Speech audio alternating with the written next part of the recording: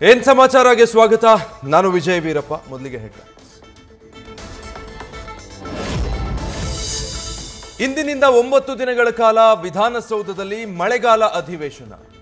ಕಾಂಗ್ರೆಸ್ ವೈಫಲ್ಯ ಮುಂದಿಟ್ಟು ಸರ್ಕಾರ ಕಟ್ಟಿಹಾಕಲು ದೋಸ್ತಿಗಳ ರಣವ್ಯೂಹ. ವಿಪಕ್ಷಗಳನ್ನ ಸಮರ್ಥವಾಗಿ ಎದುರಿಸಲು ಆಡಳಿತ ಪಕ್ಷ ಸಿದ್ಧತೆ.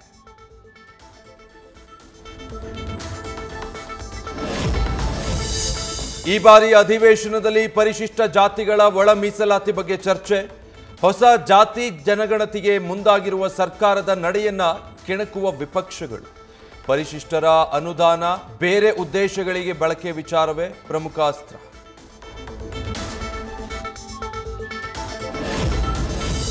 ಕೇಂದ್ರದ ಬಿಜೆಪಿ ವಿರುದ್ಧವೂ ಅಸ್ತ್ರಗಳನ್ನ ಸಿದ್ಧ ಮಾಡಿಕೊಂಡಿರುವ ಕೈಪಡೆ.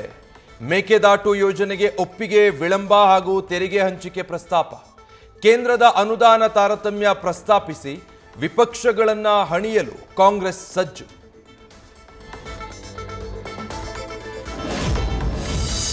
ಸರ್ಕಾರವನ್ನ ಕಟ್ಟಿಹಾಕಲು ಜೆಡಿಎಸ್ ಬಿಜೆಪಿ ಸಮನ್ವಯ ಸಭೆ. ಶತಾಯಗತಾಯ ಸರ್ಕಾರವನ್ನ ಇಕ್ಕಟ್ಟಿಗೆ ಸಿಲುಕಿಸಲು ವಿಪಕ್ಷಗಳ ರಣತಂತ್ರ. ಖಾಸಗಿ ಹೋಟೆಲ್ನ ಸಭೆಯಲ್ಲಿ ಸರ್ಕಾರದ ವಿರುದ್ಧ ರಣವ್ಯೂಹ.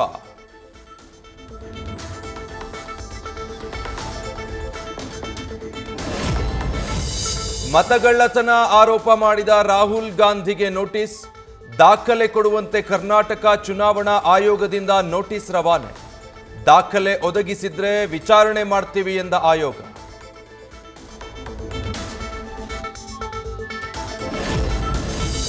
ಲೋಕಸಭೆ ಚುನಾವಣೆಯಲ್ಲಿ ಅಕ್ರಮಗಳು ನಡೆದಿರೋದು ಸತ್ಯ. ಮೋದಿ ವೋಟ್ ಲಿಸ್ಟ್ ಬದಲಾಯಿಸಿ ಪ್ರಧಾನಿಯಾಗಿದ್ದಾರೆ ಅಂತ ಸಚಿವ ರಾಜಣ್ಣ ಆರೋಪ. ಸಿದ್ದರಾಮಯ್ಯರೇ 30,000 ಮತಗಳ್ಳತನ ಮಾಡಿದ್ದಾರೆ ಅಂತ ಅಶೋಕ್ ಬಾಂಬ್.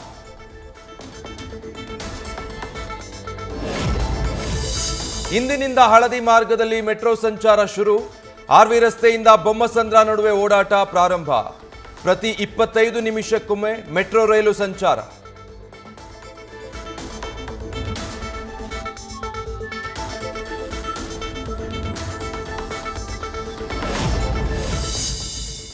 ಗುರು ರಾಘವೇಂದ್ರ ಸ್ವಾಮಿಯವರ ವೃಂದಾವನಸ್ಥರಾಗಿ 354ನೇ ವರ್ಷ. ಎಲ್ಲೆಡೆ ರಾಘವೇಂದ್ರ ಸ್ವಾಮಿಗಳ ಆರಾಧನಾ ಮಹೋತ್ಸವ. ಇಂದು ಮಧ್ಯಾರಾಧನೆ ಹಿನ್ನೆಲೆ ಲಕ್ಷಾಂತರ ಭಕ್ತರು ಬರುವ ಸಾಧ್ಯತೆ.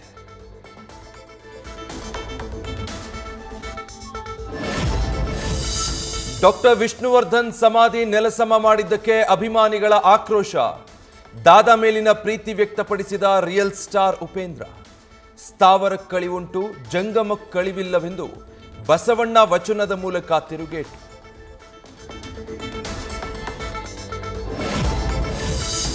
ಮಳೆರಾಯನ ಅಬ್ಬರಕ್ಕೆ ಕಾರವಾರದ ಕವಲಗಿ ಹಳ್ಳದಲ್ಲಿ ಕೊಚ್ಚಿ ಹೋದ ಸಹೋದರರು. ಮೀನು ಹಿಡಿದು ಮರಳಿ ಬರುವಾಗ ನೀರು ಹೆಚ್ಚಾದಾಗ ಅವಘಡ. ಸೈಯದ್ ಸಹೋದರರಿಗೆ ಮುಂದುವರೆದ ಶೋಧ ಕಾರ್ಯ.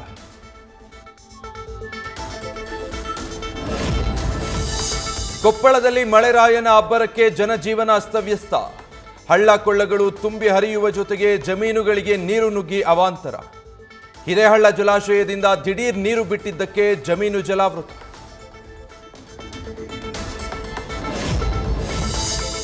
ಮೈಸೂರು ದಸರಾ ಹಿನ್ನೆಲೆ ಅರಮನೆ ಪ್ರವೇಶ ಪಡೆದ ಗಜಪಡೆ.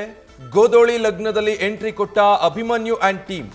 ವಾದ್ಯ ಮೇಳದಿಂದ ಗಜಪಡೆಗೆ ಸ್ವಾಗತ ಕೋರಿದ ಜಿಲ್ಲಾಡಳಿತ.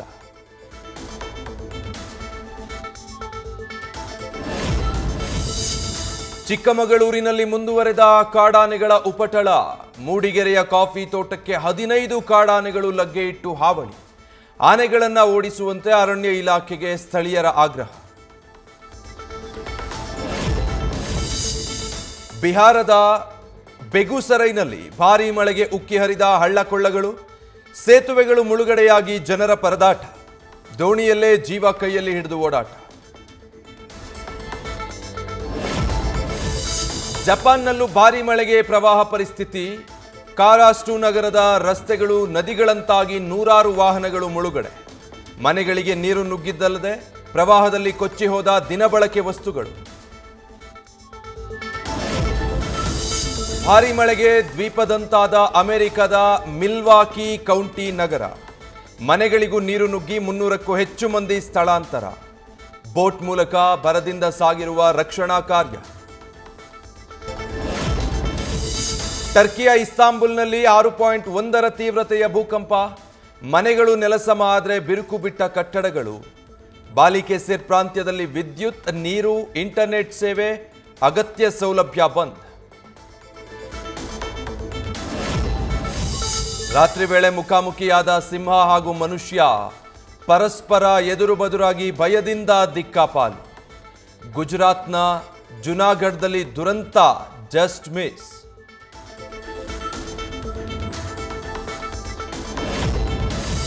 ಸಾಮರ್ಥ್ಯ ಆಧರಿಸಿ 9ನೇ ಕ್ಲಾಸ್ಗೆ ಪುಸ್ತಕ ನೋಡಿ ಪರೀಕ್ಷೆ ಬರೆಯುವ ಅವಕಾಶ.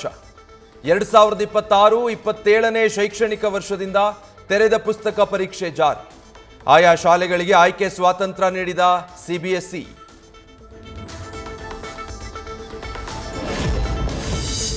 ತಿರುಪತಿ ತಿಮ್ಮಪ್ಪನ ಹುಂಡಿಯಲ್ಲಿ ಭಾರಿ ಮೊತ್ತದ ಕಾಣಿಕೆ ಸಂಗ್ರಹ.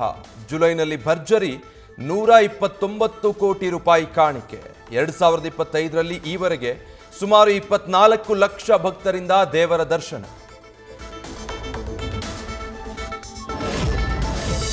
ಉತ್ತರ ಪ್ರದೇಶದ ನೋಯ್ಡಾದಲ್ಲಿ ಪೊಲೀಸರ ಜೊತೆಗೆ ಠಾಣೆಯೂ ನಕಲಿ. ಜನರನ್ನ ಸಂಪರ್ಕಿಸಿ ಹಣ ಮಾಡ್ತಿದ್ದ ಖದೀಮರ ಬಂಧನ. ಪೊಲೀಸ್ ದೃಢೀಕರಣ ಬಯಸುವವರಿಗೆ ವಂಚಿಸ್ತಾ ಇದ್ದ 6 ಆರೋಪಿಗಳು ಲಾಕ್. ನ್ಯೂಸ್ ಫಸ್ಟ್, ನಿರ್ಭೀತಿಯಿಂದ ನಿಮ್ಮ ಪರವಾಗಿ.